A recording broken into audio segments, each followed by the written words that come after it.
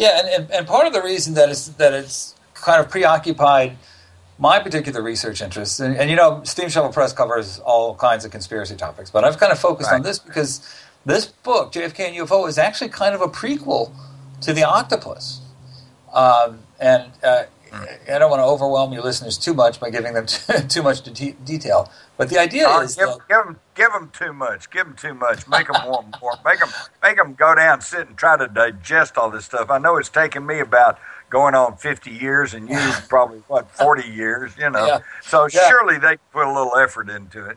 Okay, well, I'll do what I can and try not to be too confusing about it. But the idea is that this guy, Fred Krisman, who was quite likely the guy who shot from the grassy knoll, the guy who actually literally shot JFK, he was a business partner to a guy named Marshall Riconosciuto, whose son, Michael Riconosciuto, was the main witness to Danny Casolaro, who was the central figure in the Octopus scandal of the late 1990s. That wraps up the whole story in the October surprise, with Reagan and his cronies holding on, or making a deal with Khomeini to hold on to the American hostages until after Carter lost the 1980 election. That was Bill Casey and George Herbert Walker Bush. Absolutely. And let's not leave the Bushes out of all that. That's right. Because you know there's a Bush behind every terrorist. I mean a terrorist behind every Bush.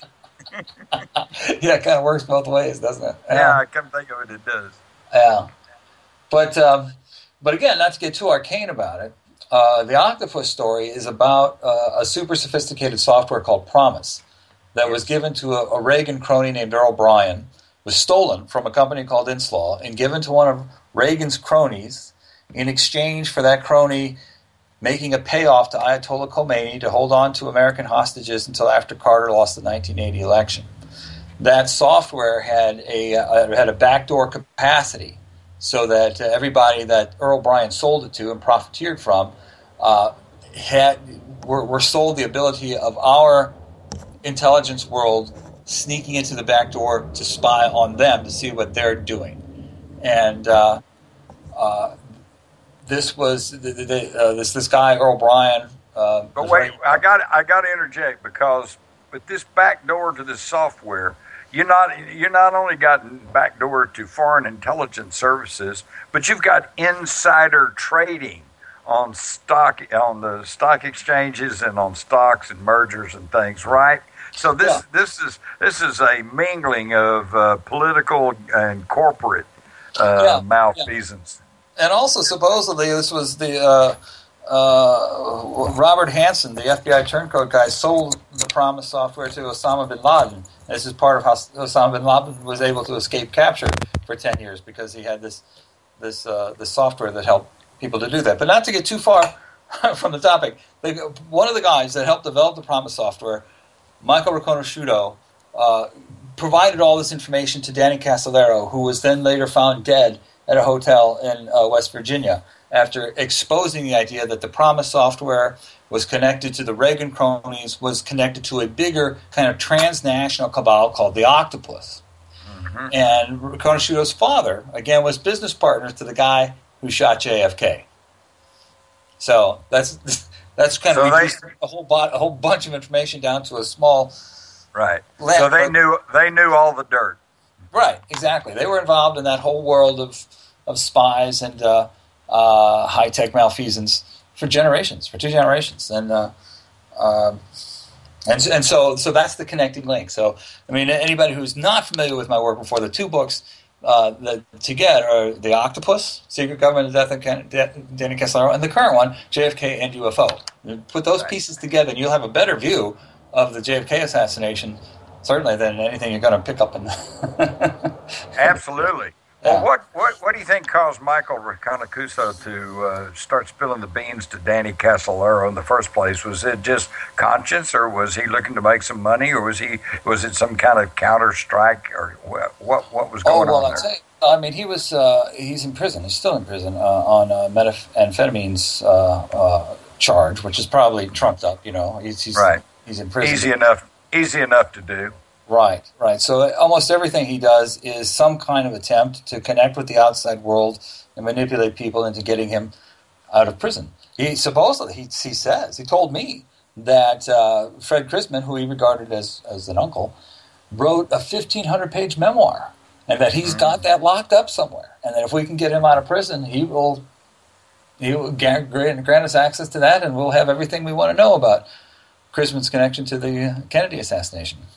So in other words, he's never getting out of prison. They're not going to let him get to that. Jim, yeah. They're not going to let him get out and get to something like that. But if you can figure out how to do it, you can find out about the Kennedy assassination for sure. There you go. Go. We could find out the truth if we can simply get Riconosciuto out of prison.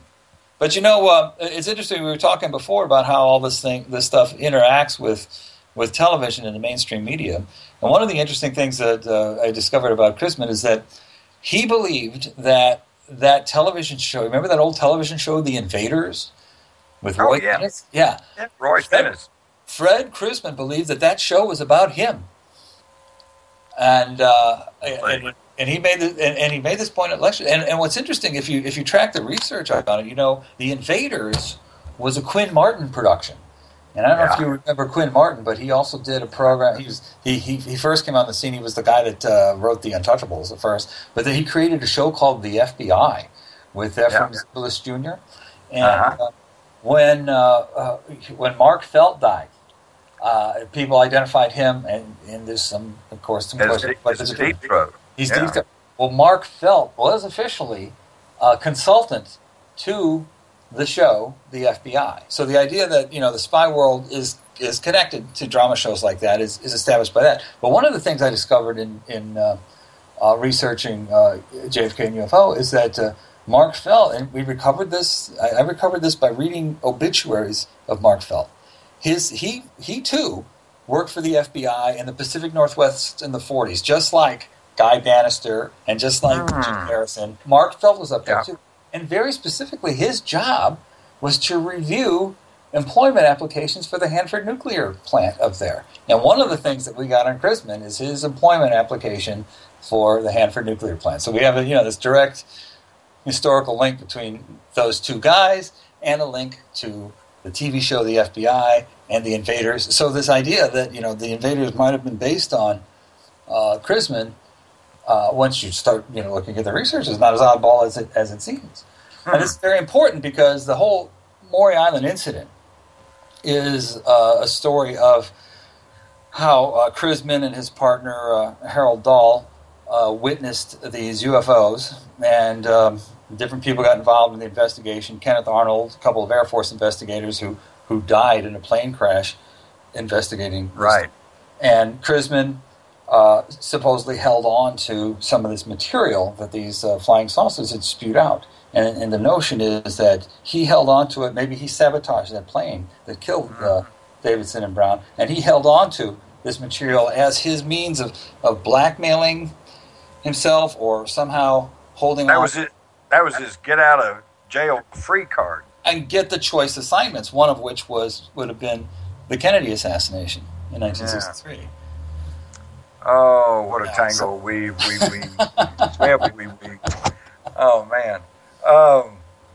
So what about the Maury Island UFO incident? You've done a lot of work on that. I have too, but you've probably done more than I have. Ken, what's your bottom line? Do you think there was anything extraterrestrial involved in that, or was this simply some kind of a domestic disinformation psyop type?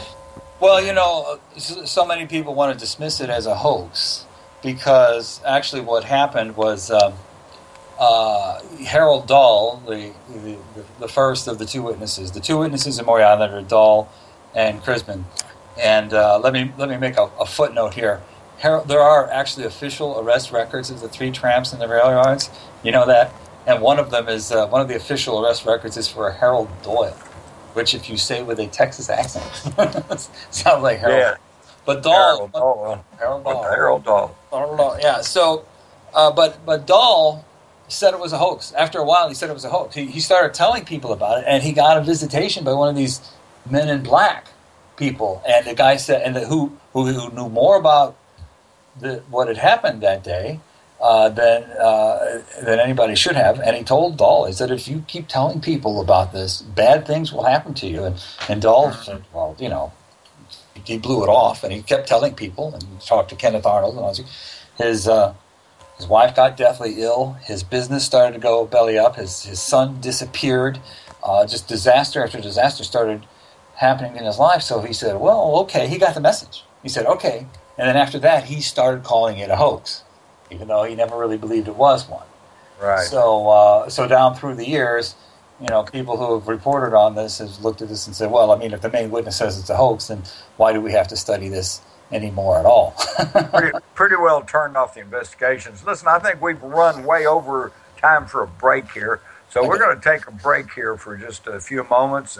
And this is Jim Mars, your sit-in host for tonight, talking with Kenn Thomas of Steam Shovel Press. And we'll be back after a short break here. Howdy, this is Jim Mars. We're back here on Epic Voyages and Voyagers. We're Voyagers taking voyages. I get it right, after about another 3 or 4 programs. We're really having a great show tonight with Kenn Thomas, the editor-publisher of Steam Shovel Press and a conspiracy factualist from way back. We don't want to talk about how far back. But I know, Kenn, I was keeping up with your work even back when I was supposedly a mainstream journalist, and I always appreciated getting the real information, I think. Go ahead. I think the first time we did an interview in Steam Shovel, Jim, was like 1992. Yeah, way back there. And it seems like I've sent you a few articles, haven't I? I believe so. Over time, yeah. I'm always humbled in your presence, of course, and honored to be able to talk to you. I feel I'm almost embarrassed because I know anything I have to say is something that you studied in depth many years ago. well, my motto is none of us are as smart as all of us. So, I'm sure if we put our heads together, we could be pretty dangerous. Hey, Joe was asking, were UFOs only called flying saucers back in 1952? And I think that's about right. Weren't they flying saucers there for a few years? I know they were flying saucers long before the term UFO came into vogue. Right. Well, the flying saucer, the term flying saucer was coined by a journalist named Bill Baguette, I think it was, in the reports of in Kenneth Arnold's original reports in 1947 when he came down from Mount Rainier in his little Cal Air plane. He'd said he saw these.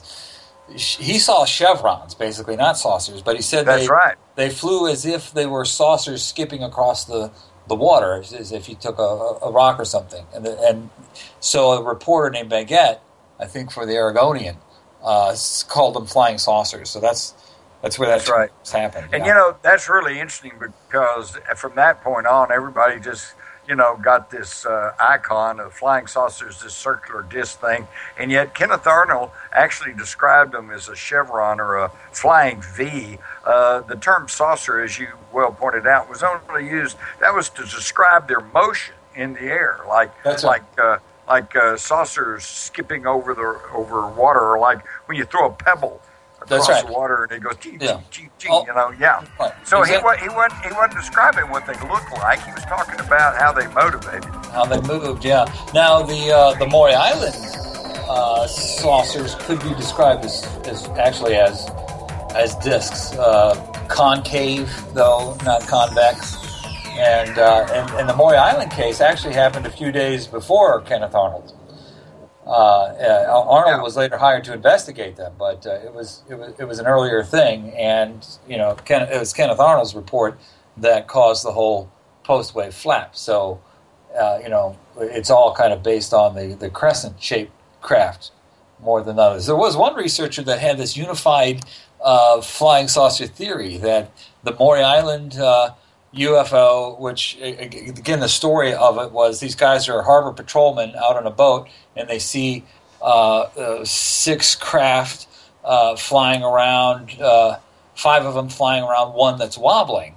And one of them touches the other one, and it starts spewing out all of this slag, and that's what they recovered, and that's where that story goes. But then, a few days later, up in Mount Rainier, Kenneth Arnold sees his crescent-shaped craft, and then a month after that, we have the crash at Roswell. So there are people that believe that it's all, the same group of saucers, that the thing that crashed at Roswell was the one that was wobbling in Maury Island. An interesting case. Already in trouble, yeah. Yeah, exactly. Whoa. All right, we got a question came in here, and boy, this is going to be a good one. You and I could go on for a long time on this one. Was Howard Hunt a part of the Kennedy assassination? Well, he said so, right? He had a deathbed confession in Rolling Well, no, not exactly, because I spent a long time with his son, St. John, and he didn't confess. He said he knew about it, and they tried to involve him, but he didn't want to get involved. Yeah, right. Well, sure.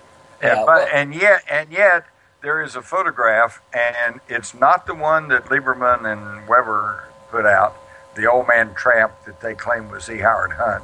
Right.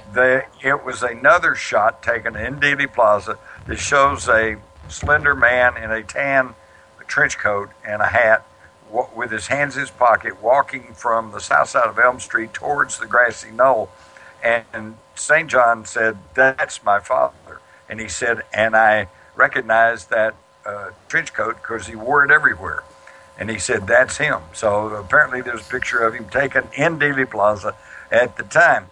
And by the way, I'm sure you're well aware, but for those listening, there was E. Howard Hunt filed suit against the Spotlight newspaper that had placed him in Dealey Plaza at the time of the Kennedy assassination, and they went to court and they ruled against him. And said, it was Mark Lane. It was the only successful prosecution of the Kennedy assassination in history. That's true. That's true. Yeah. And of course, nobody gets to hear about that much in the media. Right. It's always And the connection to Crisman is that Hunt and Sturgis and Crisman are the guys that are identified in the Torbett document as the assassins of the Grassy Knoll. What's that? Yeah. Right. And for people who don't know what the Torbett document is, this was in the days before the internet. This was a manuscript that was copied and passed around hand to hand to the Kennedy assassination community that set out kind of these details about the assassination. And in it, again, Crisman and Frank Sturgis and E. Howard Hunt are identified as the railroad tramps. There have been any number of identifications of these guys by different people over time. Woody Harrelson's father is identified. I kind of buy into that one because I worked with Jack White. He blew up the pictures of the tramp and blew up pictures of Harrelson, Charles Harrelson, and the ears, the shape of the head, and particularly a kind of a wrinkle that went around the whole neck. They're all there. So I didn't think. And of course, you got Charles Harrelson while he was in jail in Dallas. Told a news reporter there in Dallas, he said, "Look, they're bugging my jail cell, and I can't really talk here." He said, "But when I get out, I'll give you the biggest story you've ever had." And he said, "Well, what's that about?" And he said, "Well, just November the 22nd, 1963. You remember that." So I think he tried to tell people some stuff. And then he died, and that's when he died shortly thereafter. Right. He didn't make it out. That's a familiar pattern. You remember, too, that the photographs of the tramps were... Garrison brought those onto the Carson show, the Johnny Carson show. And he's just about ready, actually, since it's Garrison, and Garrison believes that one of those tramps is Fred Crisman. He's just about ready to say, this guy is Fred Crisman when Johnny Carson cuts him off. Oh, yeah. In fact, I remember that because he kept trying to put his hand over the pictures, didn't want him to show anything. It's really, that's true. That's interesting because I've got an audio of the show, and I've never seen what's actually going on. But you never saw it? Well, it does sound exactly like what's going on there. I've heard it, I've got it. Well, you saw Johnny Carson enough, I'm sure, especially in later years, and he was always just so laid back and kind of a Jack Benny type comedian, Exactly. oh, really, blah, blah, blah. Boy, Yeah. he was so animated. He's jumping up and he's running over and he's trying to grab the picture, trying to put his hand over it. I mean, it's like, no, folks, you're not going to see this stuff. But that was back in the days of the old republic when we had a semi-free news media. You know, the scene of that actually did finally make it into the JFK movie in the director's cut. Oh, I think that's right. In fact, John LaRoquette plays Johnny Carson. Yes. Yeah. In fact, any of you out there, if you're really interested in the Kennedy assassination, get the director's cut of Oliver Stone's film JFK. But if you watch the movie, great. But you've probably already seen it. But watch the attending documentary called The Case for Conspiracy. And it's really amazing because you will see the people that are portrayed in the movie, you'll see the real life people. Like Jean Hill in the movie says, yes, we waved, hey, Mr. President, look over here, and we saw a shot. Then you see her in the movie, and she's saying the exact same words. And Dean Andrews, the colorful attorney from New Orleans, he said, well, he got the right da-da, but the wrong ho-ho. And you go, hey, come on, nobody talks like that. Well, here's Dean Andrews. He's on there, he's going, yeah, he got the right ha-ha, but the wrong ho-ho. It's like, holy cow, that part that John Candy did is absolutely correct. I mean, everything in the movie was basically correct. Right, and that documentary also has Garrison on his deathbed, right? Yes. Yeah, yes. And you can sit, and if you think there's anything phony about Jim Garrison, he's sitting there dying, and he's sitting there with the CIA was involved in this assassination, and if you think he was phony or anything, watch that. Watch him on his deathbed and see if there's anything dishonest about that. That's exactly right. Yeah. Okay, we're at the top of the hour, and I'm supposed to make an announcement now that we have entered the question and answer session for the chat room. So all you chatty Cathys out there, get busy and fire some questions in here, and we will guarantee to give you an answer. Now, of course, if you want a correct answer, you got to send money to Kenn Thomas. Yes, that's right, folks. We'll answer to the best of our abilities, which can only be pondered upon. You'll get a more correct answer, certainly, from Jim here than from anybody, really. Well, between us, I think we ought to give them at least a pretty good shot at some truth there, Yeah, much more so than if they go to any media source, really. Right. I mean, it's a shame. I think. Would you agree with me that I didn't start. I was wanting to talk to you about UFOs tonight. I wanted to talk to you about Danny Casolaro, which we did, but I really wasn't planning to talk much about the Kennedy assassination. But it just keeps going back to that. That was the deal. Hey, when I started writing about the Fourth Reich, the rise of the Fourth Reich, about how the Nazis came over here under paperclip and rolled into our military-industrial complex. I never thought for a minute it'd be writing about the Kennedy assassination. But then, again, a tip of the hat to Mae Brussel. All of a sudden, man, you find the same cast of characters, these same Nazis involved in the Kennedy assassination. Yes, that's absolutely true. That's absolutely true. And then you got Jack Ruby's letter that was smuggled out of the Dallas County Jail, and he's talking about how that Lyndon Johnson was behind it, and he said he's a big Nazi. And when I first read that back in the 70s, I guess I'm going, what's he talking about? And I now I kind of understand it, But don't you agree that the Kennedy assassination was probably a degrading moment in our history? I mean, everything has just kind of gone downhill since then. Don't you agree? Oh yeah, that's absolutely true. You can't. You really you just don't see. No matter what part of the political spectrum you fall upon, either you can't really see the elections, since the Kennedy assassination as being anything but kind of a dumb show. Right? We're not going to get a political leader who's going to try to do what JFK tried to do in the few short years he had in office, because they will be killed. That's right. Well, that's why I've always said that the Kennedy assassination was not truly an assassination; it was a public execution. And yes. it was carried out for the very exact same reason that we publicly execute criminals, okay? And that was to serve as a deterrent to anyone that would try to follow in his footsteps, right? That's right, yeah. That's why they made a film of it that they could show over and over again to remind people that, if we can do this to him, think of what we can do to any ordinary citizen. That's right. And I can't tell you how many times I've heard that line from prospective witnesses, people who may know a little bit of something, but they said, I'm not going to talk, because if they can kill the President of the United States, they won't have any trouble killing me. Yeah. So it's been pretty effective, pretty effective.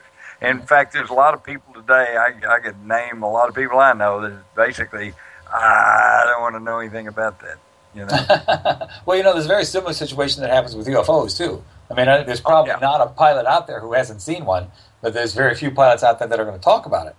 Not so much that they're going to take the pilots out and kill them, but their credibility is going to suffer and their career is going to suffer if they, because there's such a laughter curtain and a credibility curtain that's drawn around the whole subject. Here's a good one for you. What's your opinion, Ken, on the secret wars going on behind the scenes with groups like the Black Hats, the White Hats, the White Dragon Society, and the claims of Benjamin Fulford? I'm surely you're aware of Benjamin Fulford and some of the things he's been saying about imminent mass arrest of the Illuminati. And do you know anything about that? Can you add anything to it? And do you find these claims by any means credible?